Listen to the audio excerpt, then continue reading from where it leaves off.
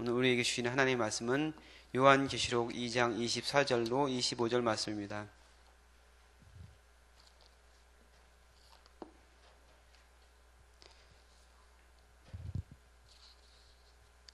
요한계시록 2장 24절로 25절 말씀은 신약성경 401페이지에 있습니다. 다 같이 한 목소리로 합독하겠습니다. 두아디라에 남아있어 이 교훈을 받지 아니하고 소위 사탄의 깊은 것을 알지 못하는 너희에게 말하노니 다른 짐으로 너희에게 지울 것은 없노라. 다만 너희에게 있는 것을 내가 올 때까지 굳게 잡으라. 아멘. 네, 우리가 두아디라 교회에 대해서 같이 며칠 동안 살펴보고 있습니다. 두아디라 교회에 대해서 간략하게 어떤 교회인지 두아디라 지역에 대해서 일단은 설명을 드리고 오늘 말씀을 같이 살펴보도록 하겠습니다. 두아디라는 그 버가모, 우리가 앞에서 살펴봤던 버가모 교회가 있는 그 버가모 지역에서 동남쪽으로 64km 떨어진 곳에 위치한 도시로 오늘날에는 아키사르라고 이제 불린다고 합니다. 주전 280년경에 알렉산더 대왕의 신하였던 셀루코스 니카토르가 자기 딸의 이름을 따서 두아디라라고 이름을 붙였다고 합니다. 근데 이제 이곳이 군사적으로 요충지인데 이제 버가모라는 도시가 더 큰 도시고 그 도시가 이제 중요한 도시인데 사실 두아디라 지역은 그 작은 도시라고 합니다. 그래서 이 도시가 중요하다기보다는 두아디라에 들어가는 입구에 있기 때문에 그 버가모에 들어가는 입구에 있기 때문에 군사적으로 이제 그 두아디라 지역이 중요한 지역이라고 합니다. 그래서 이쪽에서 1차적으로 다른 그 외적이 침입을 하면 1차 저지선으로 두아디라가 있고 그 뒤에 이제 버가모 지역이 있는 것이죠. 근데 이제 군사적인 요충지인데 이곳이 이제 높은 곳에 있는 요새라든지 뭐 공략하기 어려운 곳에 있는 것이 아니고 그 계곡에 있었다고 그래요. 카이쿠스 계곡과 허마스 계곡 사이에 위치한 데가 바로 이제 두아디라 지역인데 그 계곡 사이에 있다 보니까 쉽게 정복을 당하는 그런 곳이었다고 그래요. 그래서 성이 자주 이제 함락이 되고 외족들이 침입을 많이 하고 그래서 파괴되기도 많이 하고 그렇게 했다고 합니다.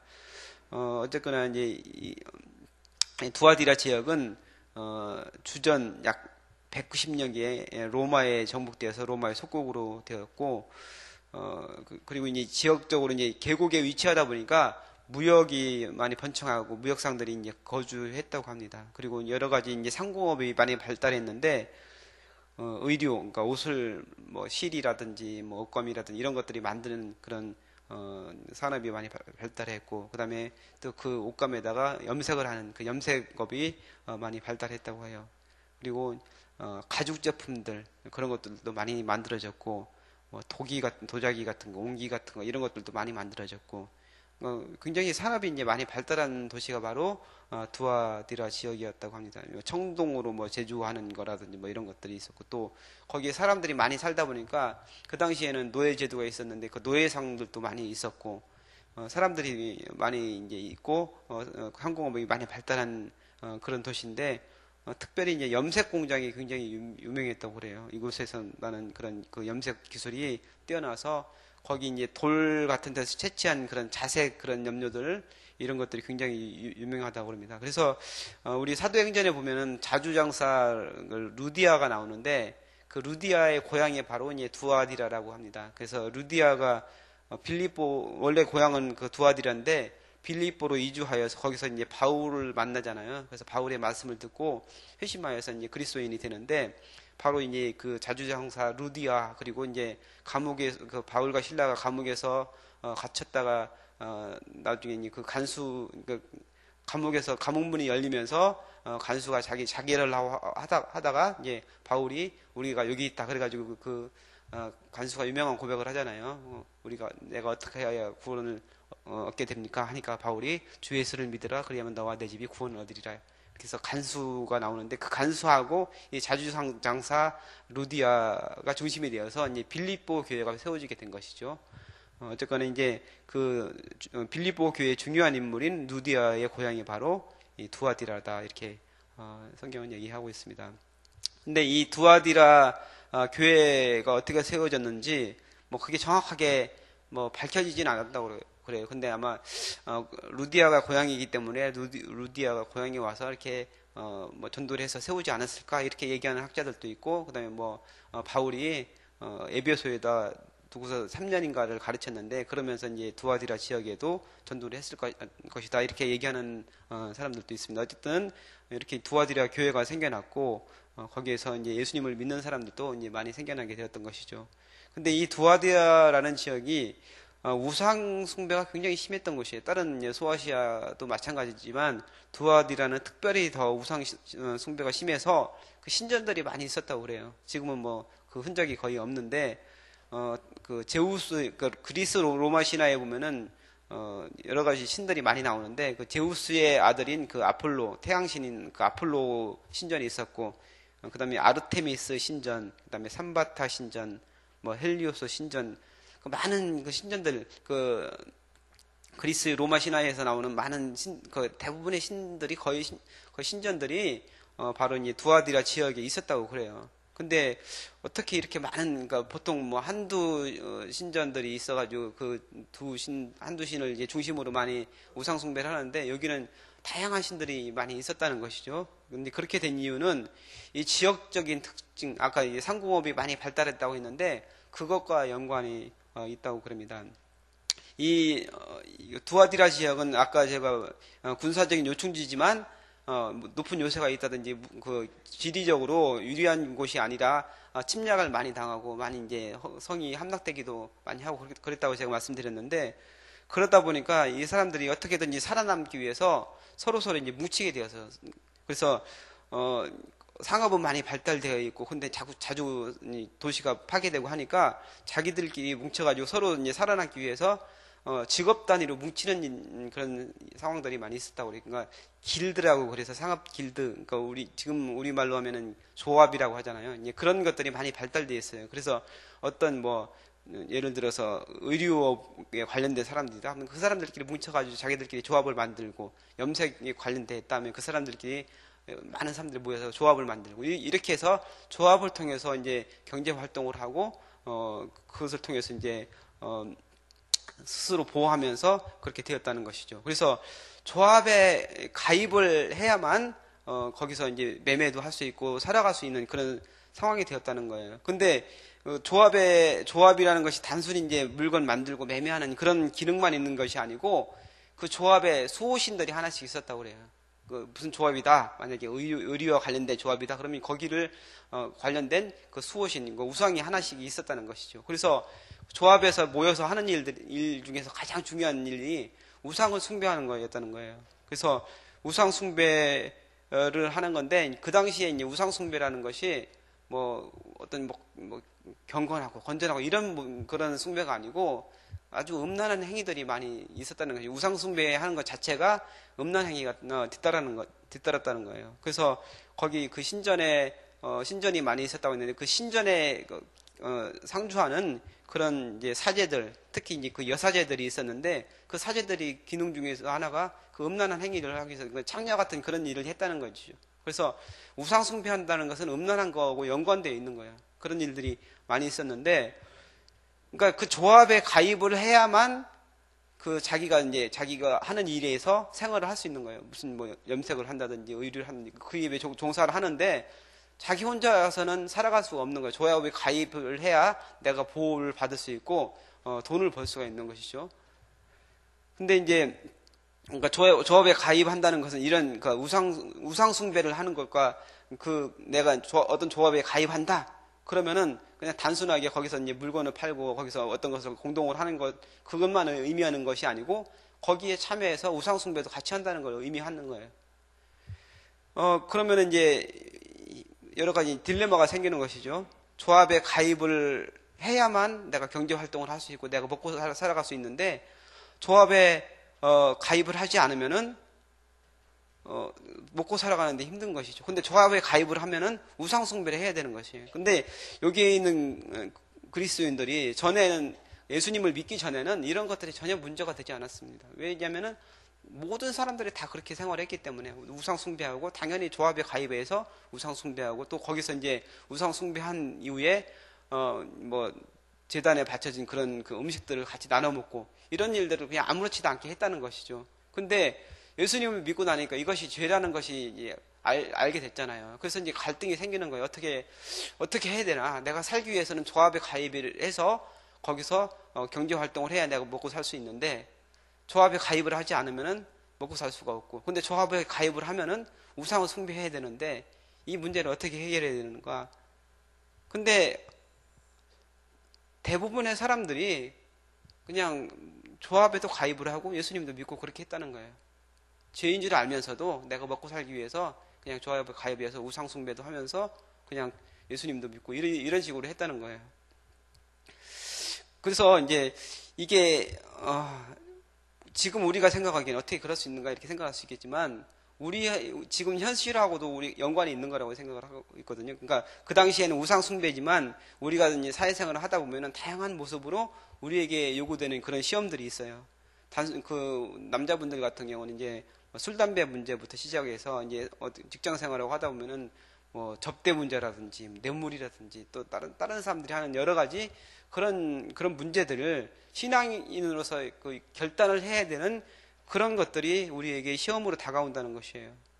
특별히 또 우리 이제 자녀들은 학교에서 지금은 그전에는 우리가 학교 다닐 때는 예수 믿는 친구들 뭐 그 친구들이 뭐 그 예수 믿는 것 때문에 힘들어 했다든 그런 것이 사실은 별로 없었는데 지금은 예수 믿는 것 때문에 왕따 당하는 것이 이제 점점 현실이 되어가고 있어요. 예수님 믿으면은 애들한테 따돌림 당하고 놀림 받고 이런 취급을 당하는 일들이 점점 현실이 되어가고 있다는 것이죠.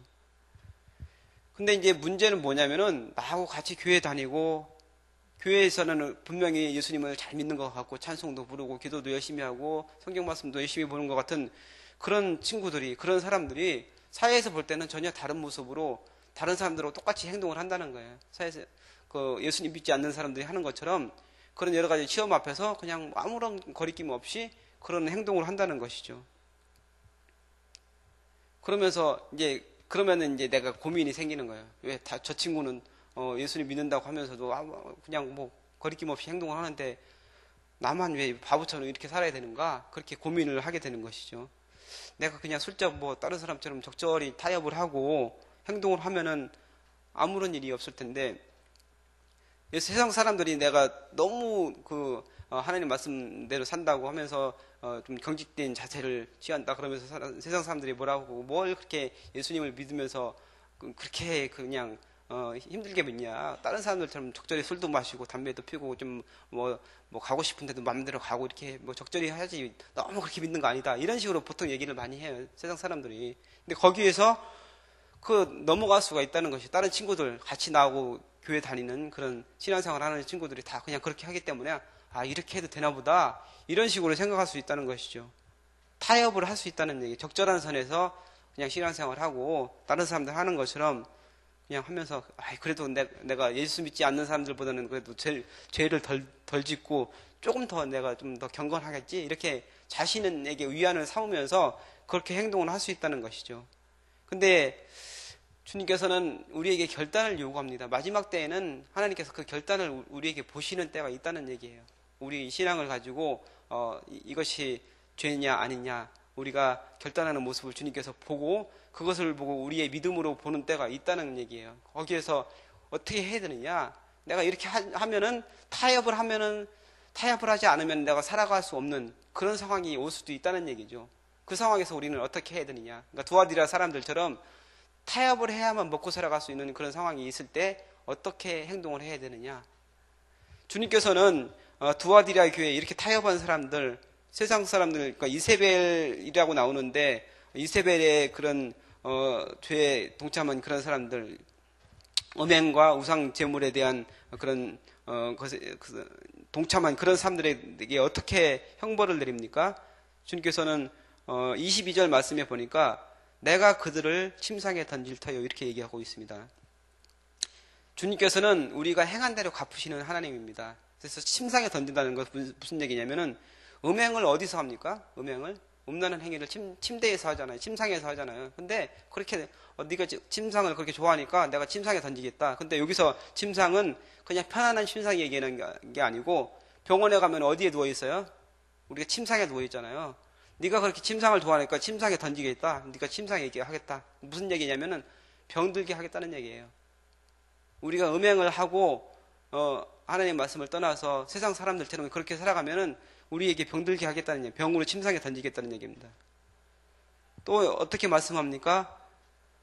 먹고 사는 것 때문에 그러니까 먹고 사는 것 때문에 내가 타협을 하고 환난을 두려워해서 타협을 한 그런 상황에서 처음에는 그 타협이라는 것이 내가 어쩔 수 없는 상황에서 주님이 요거는 내가 어쩔 수 없이 합니다. 이렇게 했는데 나중에 그것을 하다 보면 죄라는 것이 점점 사람에게 달콤한 게 있어서 나중에는 그거를 즐기게 되는 상황까지 오게 되거든요. 그런 사람들에게 어떻게 하신다고 합니까? 환난 가운데 던진다고 얘기합니다. 환난이 두려워가지고 내가 타협을 살짝을 했는데 그것 때문에 하나님께서 환난 가운데 던져놓겠다고 이렇게 말씀을 하십니다. 그리고 이 자녀에 대한 얘기를 합니다. 23절 말씀에 내가 사망으로 그의 자녀들을 죽이리니 이렇게 말씀하고 있습니다. 요즘에 우리가 자녀들을 어떻게 키우고 있습니까? 얼마나 금지옥역같이 자녀들을 키우고 자녀 때문에 모든 것을 하고 어떤 일이라도 할 수 있는 게 요즘 사람들 아닙니까? 근데 그렇게 자녀들을 위한 그런 마음을 갖고 있는 사람들에게 그 자녀들을 사망 가운데 던진다, 죽인다 이렇게 말씀하고 있습니다. 하나님께서는 우리가 행한 대로 갚으시는 하나님입니다. 우리가 타협을 하고 세상 사람들과 같이 똑같이 생활을 할 때 하나님께서는 무서운 징계와 무서운 형벌을 내린다고 말씀하십니다. 결단할 때가 필요하다는 거죠. 우리가 신앙을 그냥 단순하게 교회에 나와서 그냥 뭐 이렇게 교회만 나오는 건 그 단계만 뭐 지금까지는 그럴 수 있지만 하나님께서는 우리에게 결단을 요구하신다는 말씀입니다. 주님께서는 18절 말씀에 보니까 불꽃 같은 눈을 가진 주님께서 예수님이 어떤 모습으로 두아디라 교회에서 이제 예수님이 어떤 모습으로 나오시냐면 불꽃 같은 눈으로 보시는 그 하나님인데 사람의 마음과 사람의 뜻과 마음을 살핀다고 오늘 성경에 보면은 나와 있습니다. 살피시는 그 하나님이 우리가 세상 사람들과 교회에서는 경건한 척 할 수 있잖아요. 내가 열심히 신앙생활 잘하는 것 같고 세상에서는 어떤 식으로 생활하는지 모르잖아요. 근데 하지만 아무리 그렇다고 하더라도 하나님께서는 그것을 다 보고 계신다는 얘기, 불꽃 같은 눈으로 우리를 보고 계신다는 얘기입니다. 그래서 두아디라 교회는 많은 사람들이 이렇게 이세벨의 교훈을 쫓았다고 얘기를 하고 있습니다. 하지만 두아디라 교회에서 이 교훈을 받지 아니하고 사탄의 깊은 것을 알지 못하는 사람들이 적은 인원이지만 소수의 사람들이 그런 사람이 있었다는 것이죠. 네, 그 사람들에게 하나님께서는 주님께서는 격려의 말씀을 하십니다. 이 사람들 어떤 사람들이냐? 처음에 이제 19절 말씀에 나온 것처럼 사업과 사랑과 믿음과 섬김과 인내를 가지고 있는 그런 사람들이에요. 이 사람들은 처음보다 나중에 사랑이 더 크고 나중에 그런 행동이 나중에 점점 더 좋아진 사람들이에요. 그러니까 이 사람들이 많은 사람들, 대부분의 사람들은 이세벨의 교훈을 쫓은 사람들이지만 소수의 사람들이 소수의 남은 사람들이 자기의 신앙을 지키고 정죄를 지키고 하나님 보시기에 주님 보시기에 아름다운 신앙생활을 한 사람이라는 얘기죠. 이 사람들에 대해서는 하나님께서 상급을 주신다. 26절 이하에 대해서 상급을 주신다고 말씀을 하는데 그거는 이제 오늘 보시는 묵상 말씀에 나와 있는 부분이거든요. 그거는 이제 내일 설명하도록 하겠습니다. 그래서 오늘 우리가 두아디라 교회에서 어떻게 해서 그렇게 많은 사람들이 우상을 숭배하고 어떻게 시험과 환란이 있었는지 거기에 대해서 살펴봤는데 두아디라 교회의 모습이 지금 우리의 모습이에요. 우리가 세상에서 생활하면서 믿음을 가지고 자기 신앙을 지키고 결단을 해야 되는 그런 때가 있는데 그러지 못하고서 타협하고 그런 생활을 하는 것이 신앙생활은 편하게 할 수 있는데 그것이 주님이 원하는 것이 아니라는 거예요. 주님께서는 우리에게 결단을 요구하신다는 그 사실을 기억하시고 여러분 교회에서의 모습이 또한 사회에서의 모습 사회에서 모습이 또한 교회에서의 모습 그것이 우리의 신앙생활이 되어야 될 줄 믿습니다. 그런 여러분이 되기를 주님의 이름으로 축복합니다. 기도하겠습니다. 하나님 오늘 두아디라 교회의 모습을 같이 살펴보면서 우리에게 주님께서 도전을 주시는 것 우리가 감사함으로 받아들이게 하여 주옵소서. 세상에서 살아가다 보면 여러 가지 시험이 있고 환란이 있고 또한 우리에게 여러 가지 유혹이 있지만 그 가운데서 우리의 믿음을 지키게 하여 주시고 그 믿음을 주님께 온전히 올려드리는 우리의 삶이 되어질 수 있도록 주님께서 축복하여 주옵소서. 감사드리며 예수님의 이름으로 기도합나이다. 아멘. 네, 오늘 같이 드리실 공동기도문은 말씀 3운동 온세계 선교입니다. 제가 먼저 기도하겠습니다. 성경의 중심 가르침 말씀 3운동 온세계 선교의 비전은 주님이 말씀 3 공동체 성락성결교회에 주신 명령임을 믿습니다. 이 소명을 사명으로 받아 순명하여 이루도록 우리를 이끌어 주옵소서.